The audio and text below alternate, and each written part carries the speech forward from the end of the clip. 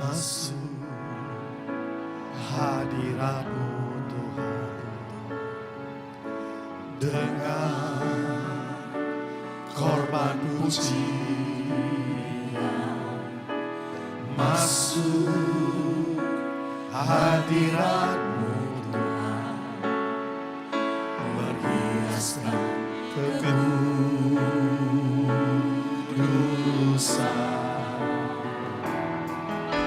Di hadapan hadirat-Mu ku rasakan kedamaian. Di hadapan hadirat-Mu Tuhan, ku nampak keagungan.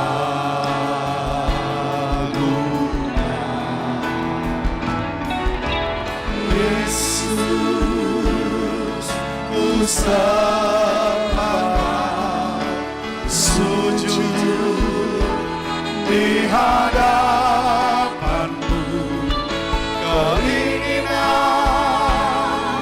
dalam hidupku hanya untuk menyembah-Mu. Yesus, ku sembah Kau, sujud di hadapan-Mu. Keinginan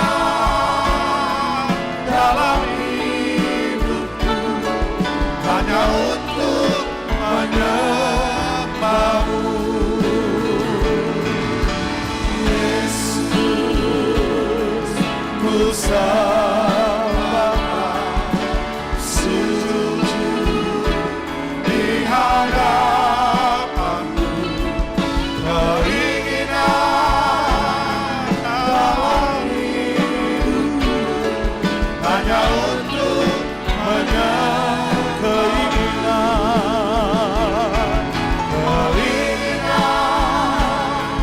dalam hidupku hanya untuk menyembah.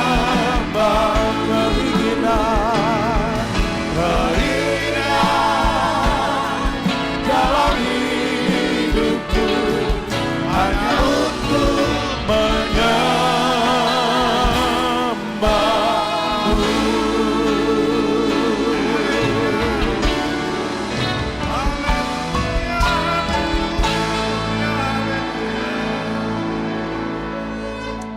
Amin. Biarlah setiap kita mengingini kita menyembah Tuhan di dalam roh dan kebenaran. Amin. Mari kita buka dari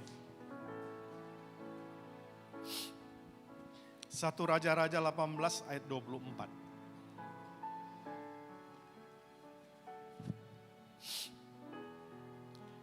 Kemudian biarlah kamu memanggil nama Allah, dan aku pun akan memanggil nama Tuhan. Maka Allah yang menjawab dengan api, dialah Allah. Seluruh rakyat menyaut katanya, baiklah demikian. Amin. Berbahagialah orang yang mendengar, memelihara dan melakukan firman Tuhan. Nah, Bapak Ibu yang saya kasih dalam kasih Kristus, latar belakang dari firman Tuhan ini adalah di mana Elia sedang menghadapi satu peperangan yang luar biasa, yang dahsyat. Kenapa saya katakan yang luar biasa dan dahsyat? Coba kita bayangkan seorang nabi Tuhan, nabi Allah, yang sedang berperang, menantang nabi-nabi Baal, nabi-nabi Asyera, dengan jumlah yang besar, bukan jumlahnya yang dikit. Ini ada berapa ini?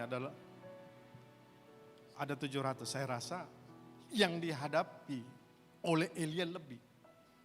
Karena Nabi Baal itu berjumlah 450 orang. Sedangkan Nabi Asyera berjumlah 400 orang. Bayangkan. Kalau kita diserbu dengan 850 orang. Saya rasa kalau saya terus lari saya. Ilmu selamat meloloskan diri. Tapi Elia bahkan menantang nabi-nabi Baal dan nabi-nabi Asyera. Dia menantang katanya, kalau Allah menjawab dengan api, berarti itu Allah.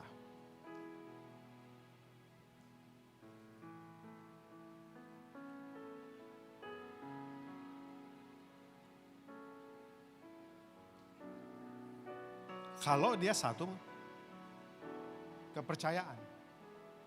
Ini enggak satu kepercayaan. Nabi Baal, Nabi Asyera lain kepercayaannya.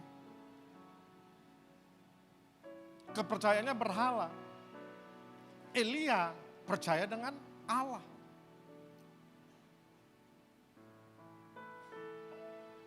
Bayangkan aja ya kalau kita menginjili gitu. Tiba-tiba ada orang yang gak terima. Jangankan 850 orang ya, 10 orang aja. Saya rasa kita lari ya. Menyelamatkan diri, betul gak? Tapi Nabi Elia tidak, dia hadapi.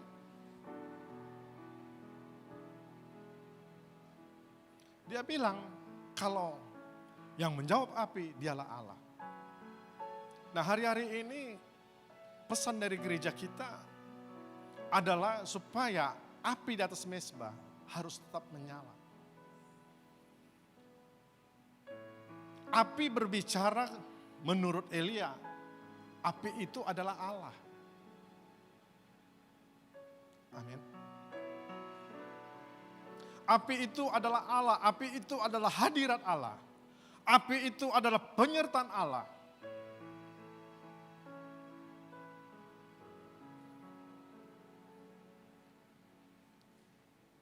Bapak Ibu yang saya kasih dalam kasih Kristus. Apa yang terjadi ketika api itu menyala? Apa yang terjadi ketika api itu turun?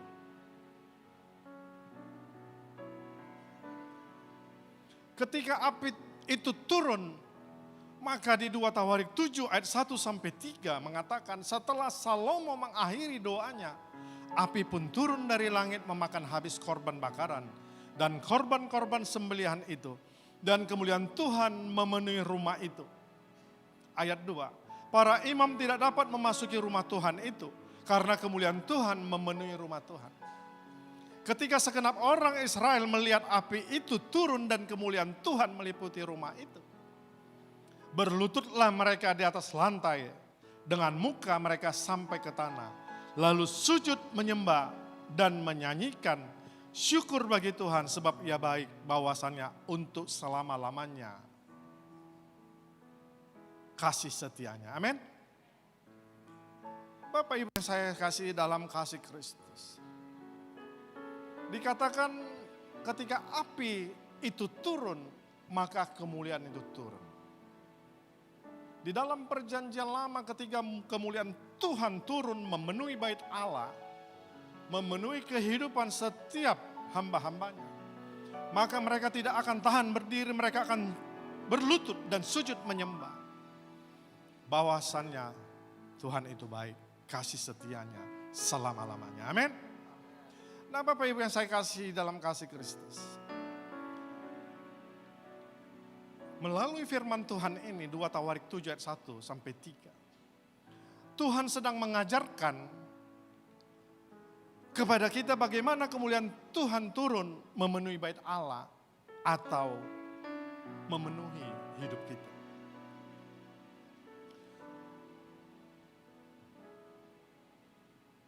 Dituliskan bahwa kemuliaan Tuhan turun ketika api Tuhan turun dari surga, memakan habis korban bakaran dan sembelihan. Berarti ada 2 hal yang perlu kita ketahui supaya Tuhan itu turun atau hadirat Tuhan itu turun memenuhi kehidupan kita. Dua hal itu kita harus memperhatikan. Mezbah. Yang kedua, persembahan. Katakan kanan kiri Anda, perhatikan mezbah dan persembahan. Amin.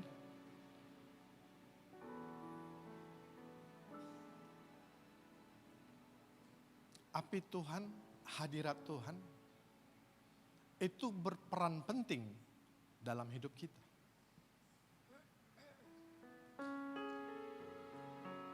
Orang yang dijauhkan dari hadirat Tuhan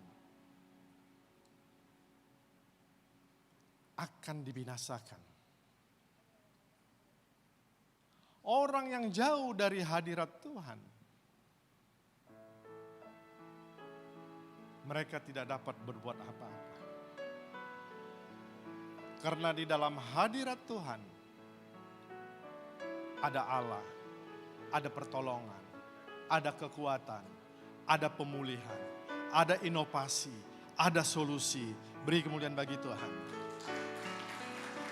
Amin. Hadirat Allah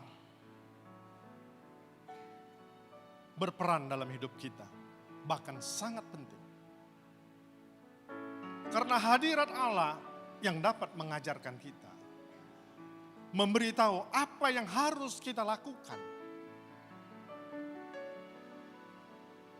Keluaran 3 ayat 2, 4, 10-12. Lalu malaikat Tuhan menampakkan diri kepadanya di dalam nyala api yang keluar dari semak duri. Lalu ia melihat dan tampaklah semak duri itu menyala tetapi tidak dimakan api.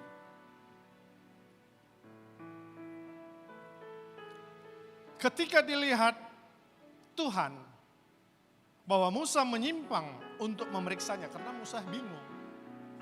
Kok api yang muncul dari tengah-tengah semak duri ini, kenapa tidak membakar semak durinya? Sehingga Musa memberanikan diri untuk menyimpang, untuk melihat. Kurasa Musa ini orang Medan ya, karena orang Medan pengen tahunya itu lebih banyak ya. Maka dia mau periksa, kok ini gak terbakar semak durinya. Padahal apinya tuh dahsyat luar biasa. Tetapi dari tengah-tengah semak duri itu kepadanya bukan keluar asap. Yang keluar apa? Yang keluar adalah Allah berseru kepada Musa. Musa, Musa, Musa. Mudah-mudahan gak ada yang nama Musa di sini ya. Tiba-tiba menjawab dari sana, ya Bapak.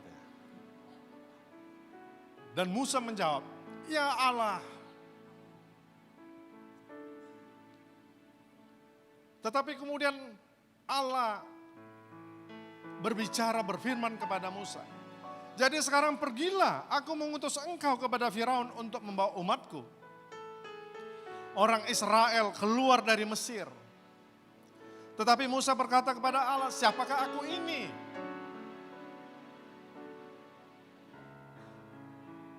Maka aku yang akan menghadap Firaun dan membawa orang Israel keluar dari Mesir. Memang maaf. Memang kadang-kadang kalau orang yang gak dipenuhi hadirat Allah. Kadang-kadang jangankan melayani. Disuruh berdoa aja. Banyak yang merendahkan diri. Merendahkan, kaulah. Di sini gak ada. Gak ada yang ngaku. Nah, gak percaya diri dia. Siapa aku ini? Lalu firman Tuhan, bukankah aku akan menyertai engkau? Ayat 12. Inilah tanda bagimu bahwa aku yang mengutus engkau apabila engkau telah membawa bangsa itu keluar dari Mesir. Maka kamu akan beribadah kepada Allah di gunung. Amin. Bapak Ibu yang saya kasihi dalam kasih Kristus. Apapun tugas kamu yang dipercayakan Tuhan hari ini untuk engkau lakukan, kita perlu penyertaan Tuhan. Kita perlu hadirat Tuhan. Kita perlu api Tuhan. Karena di dalam Tuhan tidak ada yang tidak mungkin. Semuanya itu bisa terjadi. Amin. Kalau hari ini juga engkau dihalang-halangi untuk datang beribadah kepada Tuhan. Untuk melayani Tuhan. Minta api Tuhan, hadirat Tuhan untuk terus menyala dalam hidupmu. Sehingga engkau akan rajin datang beribadah. Saya rasa 1 minggu 7 hari, kadang-kadang bisa 8 kali engkau pergi beribadah kalau penyertaan Tuhan ada padamu. Beri kemuliaan bagi Tuhan. Amin. Itulah perlunya penyertaan Tuhan dalam hidup kita. Itulah perlunya peran hadirat Tuhan ada dalam hati kita. Amin. Amin. Kau nggak mau hadirat Tuhan ada dalam hidupnya. Nah,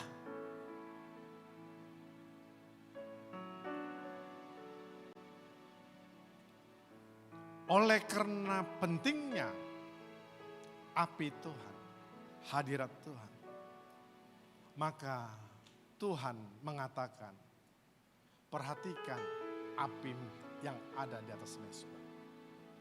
Jangan sampai padam. Amin. Tetapi perhatikan dan nyalakan. Karena kita tahu bahwa api Tuhan juga yang membuat rohmu, roh kita untuk menyala-nyala melayani Tuhan hari ini, besok, sampai selama-lamanya. Amin. Bagaimana caranya kita untuk menjaga api? Bagaimana caranya kita untuk menjaga hadirat Allah supaya tetap memenuhi hidup kita? Nah, Bapak Ibu yang saya kasih dalam kasih Kristus. Pernah ada seorang teman dan melayani juga.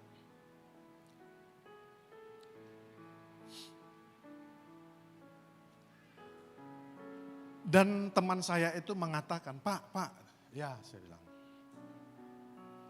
kayaknya api di sini nggak ada api ya Pak. Saya bingung. Api yang mana saya katanya. Ya kan? Atau api mancis dia tanya ya. Nah. Enggak Pak, saya merasakan. Kayaknya saya ini roh saya kurang menyala-nyala untuk melayani kita. Oh ya, saya tanya. Kenapa bisa gitu, Pak? Iya. Karena saya melayani up down katanya. Naik, turun.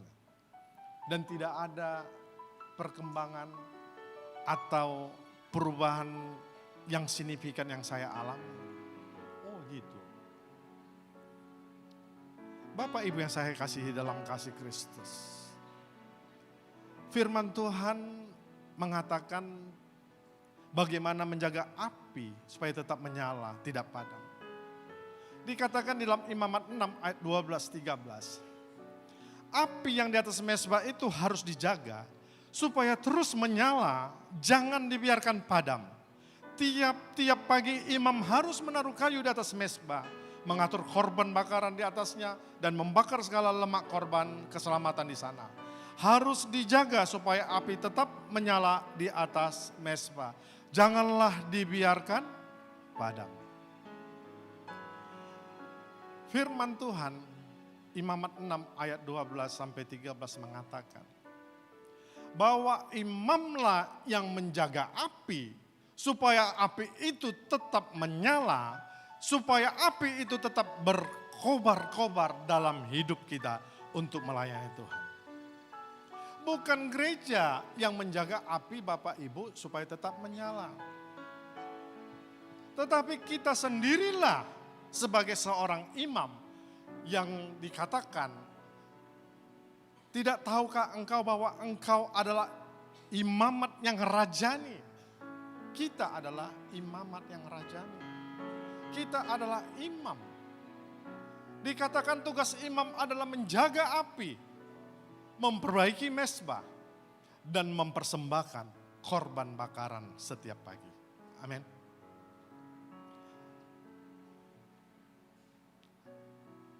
Artinya bahwa ada dua hal yang harus kita perhatikan sebagai kita imam. Untuk supaya api itu tetap menyala. Dua hal itu yang harus kita perhatikan adalah mezbah dan korban persembahan. Mezbah tidak mungkin ada kalau tidak ada korban persembahan. Korban persembahan tidak ada kalau tidak ada mezbah. Apa itu mezbah? Mizbek dalam bahasa Ibrani-nya, di mana mezbah itu adalah tempat pertemuan antara kita dengan Tuhan yang kita kasihi. Mezbah adalah tempat penyembahan. Karena di mezbah itulah manusia mulai berdoa, memuji, dan menyembah Tuhan. Dan mencurahkan, mempersembahkan korban bakaran. Amin. Dan disitulah Tuhan akan mencurahkan berkat-Nya atas setiap kita sehingga hidup kita dipenuhi dengan berkat-berkat-Nya. Amin.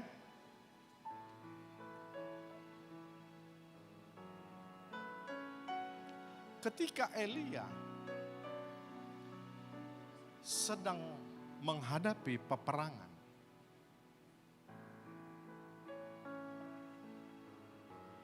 maka Elia tidak memilih untuk menghadapi secara frontal musuhnya. Elia tidak menyerang musuhnya dengan kekuatan manusia. Kalau kita kan kadang-kadang kalau ada orang yang gak suka sama kita, apalagi kalau kita tahu kan, oh awas kok ya, nanti awas kok ya. Lewat mana kau? Lewat simpang mana? Simpang barat. Tetapi Elia tidak. Apa yang diperhatikan Elia? Di dalam 1 Raja 18 ayat 30 yang dilihat Elia, kata Elia kepada seluruh rakyat itu, datanglah dekat kepadaku. Maka mendekatlah seluruh rakyat itu kepadanya. Lalu ia memperbaiki mezbah Tuhan yang telah diruntuhkan.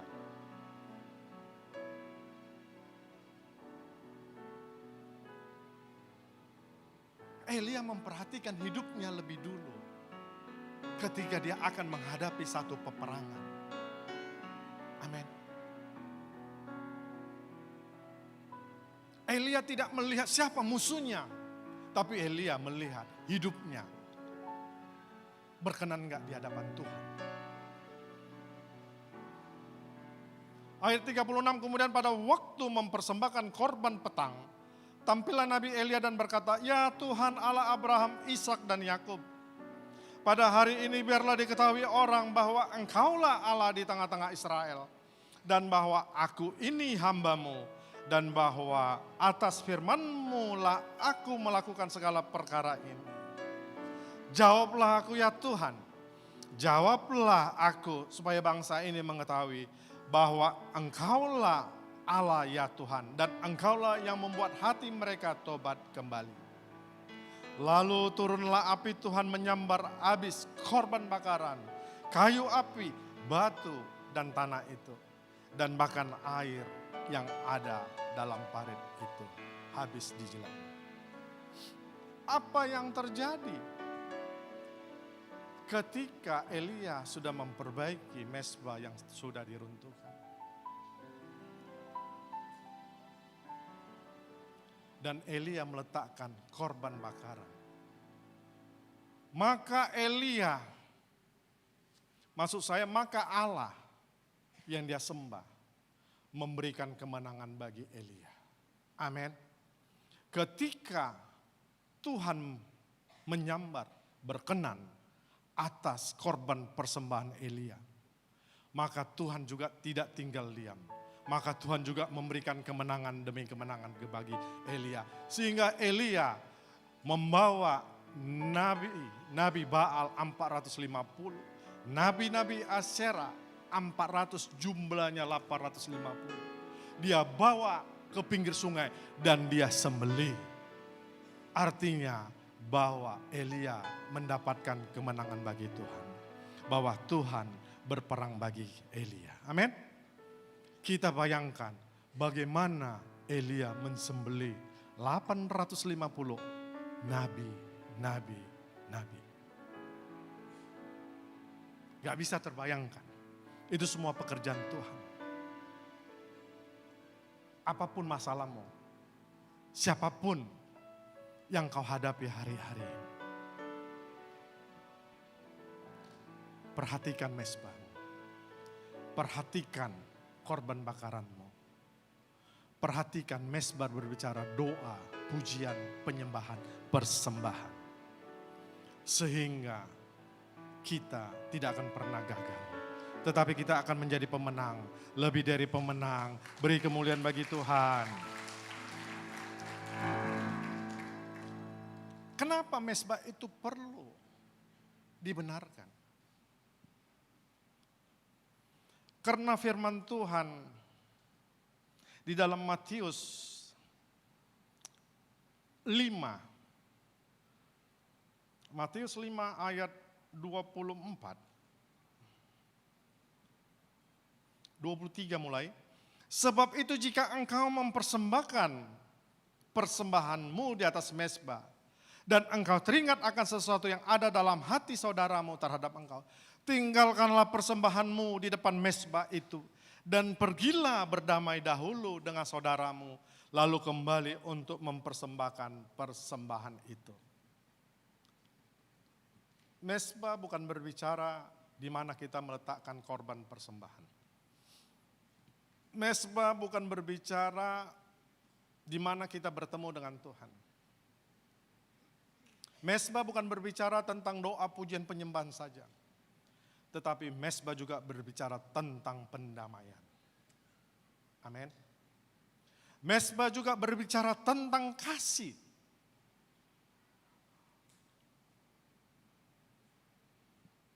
Tuhan tidak butuh korban persembahan. Tapi Tuhan juga butuh persembahan mezbahmu. Tuhan perlu hidupmu. Amin.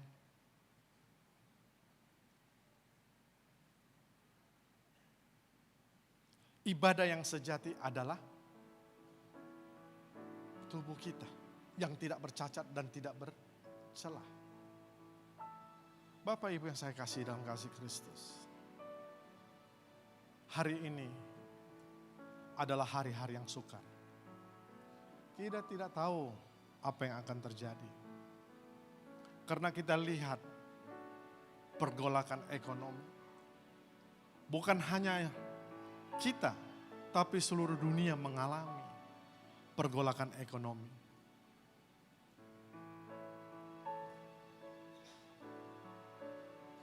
Tetapi Tuhan mengingatkan kita untuk tidak melihat apa yang terjadi. Tidak untuk berfokus apa yang terjadi. Tetapi Tuhan menginginkan supaya kita memperhatikan mezbah dan korban persembahan kita. Amin. Bapak Ibu yang saya kasih dalam kasih Kristus, kenapa mezbah itu penting? Kadang-kadang orang, apalagi kalau sudah gak dijawab doanya 1 tahun. Jangankan pergi ke FA. Buat mezbah aja udah malas. Udahlah. Sudah gak dijawab doaku 1 tahun. Mama Nur. Tetapi hari ini Tuhan mengingatkan. Mau 1 tahun, mau 2 tahun, mau 3 tahun doamu tidak dijawab. Perhatikan mezbah. Karena memperhatikan mezbah, membangun mezbah, ada berkat dari Tuhan. Keluaran 20 ayat 24. Kau buatlah bagiku mezbah dari tanah dan persembahkanlah di atasnya korban bakaranmu dan korban keselamatanmu, kambing dombamu dan lembu sapimu pada setiap tempat yang kutentukan menjadi tempat peringatan bagi namaku. Aku akan datang kepadamu dan memberkati kamu. Beri kemuliaan bagi Tuhan. Yesus, ku sembahkan, sujud di hadapanmu, keinginan dalam hidupku hanya untuk menyembahmu. Yesus, ku sembahkan, sujud di hadapanmu, keinginan dalam hidupku hanya untuk menyembahmu. Amin. Bangun mezbah. 2 Samuel 24 ayat 25. Apa yang terjadi ketika Daud membangun mezbah? Maka Tuhan menjauhkan tulah dari bangsa Israel. Tulah adalah kutuk karena perbuatan kita melanggar larangan yang Tuhan beri. Apapun kutuk, apapun dosa kita, hari ini bangun mezbah supaya Tuhan menjauhkan tulah itu dari dalam hidup kita. Amin.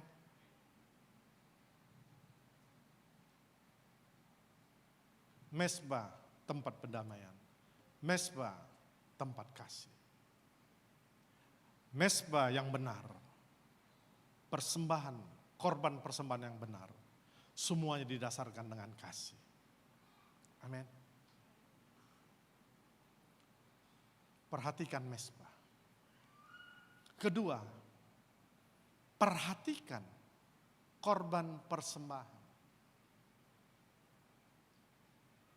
Korban persembahan adalah korban yang dipersembahkan kepada Allah berdasarkan kesadaran akan keadaan orang yang berdosa dan terhilang. Dengan menaikkan permohonan untuk beroleh pengampunan dan penebusan atas dosa-dosanya. Amin. Jangan berhitung dengan Tuhan.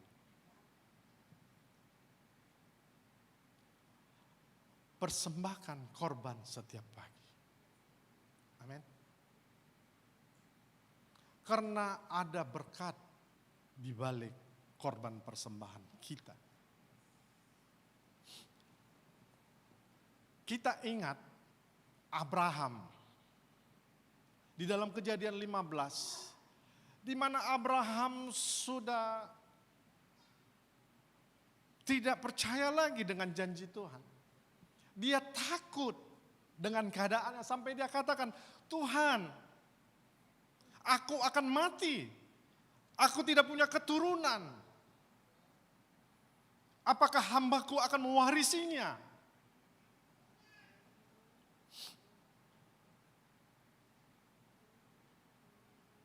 Tetapi apa kata Allah kepada Abraham? Abraham, persembahkan kepadaku korban persembahan. Dengan sigap, Abraham langsung mengambil korbannya. Dan dia potong, dia bagi 2 belahan. Dia taruh.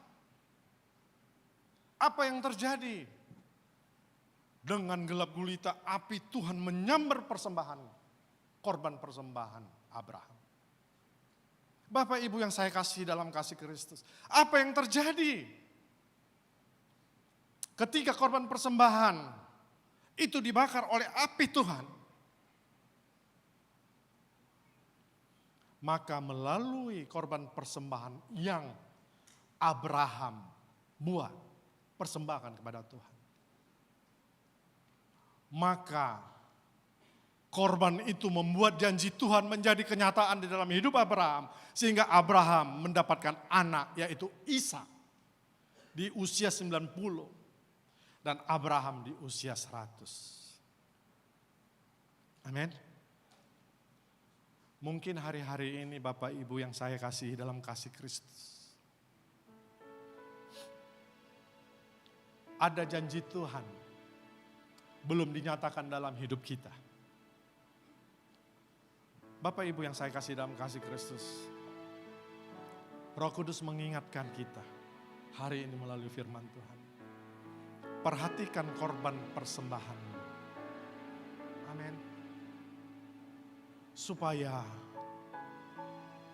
janji Tuhan itu menjadi kenyataan bagi kita. Amin. Supaya janji Tuhan menjadi kenyataan dalam hidup kita. Ketika mezbah, korban persembahan yang kita miliki itu berkenan di hadapan Tuhan. Maka hari ini api Tuhan akan turun dan kemuliaan Tuhan akan memenuhi kehidupan kita. Sehingga kemuliaan Tuhan itu menjadi tudung bagi kita, menjadi perlindungan bagi kita. Kita ingat bahwa bangsa Israel ketika keluar dari tanah Mesir, mereka diliputi oleh kemuliaan Tuhan.